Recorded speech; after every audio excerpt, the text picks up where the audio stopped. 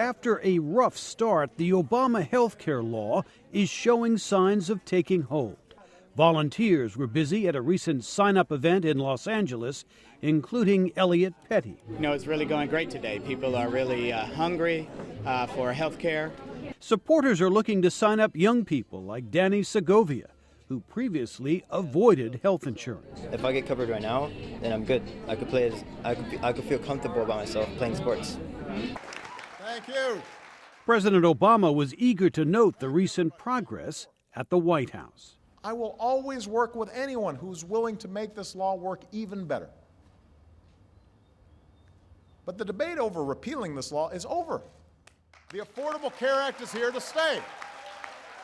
Congressional Democrats hope that is the case, but Republicans, including House Speaker John Boehner, continue to blast the law as a drag on the economy and vow to make it a major campaign issue. I can give you hundreds of letters from my constituents who have been harmed by this law. There's no end to the debate in Congress over the law, whether it's Republicans like Senator John Thune of South Dakota. And of course, there's the Obamacare legislation, which passed several years ago, which continues to wreak havoc on job creation in this country.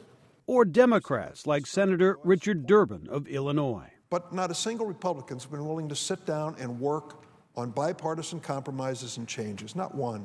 Opposition to the health care law should help mobilize Republican voters in November, says Carroll Doherty of the Pew Research Center.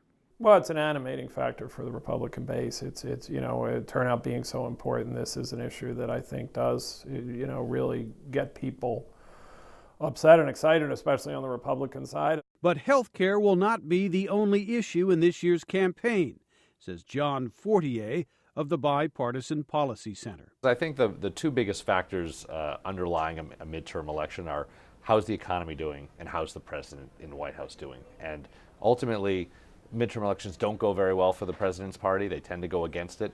The outcome of the November elections will likely have a major impact on President Obama's final 2 years in office.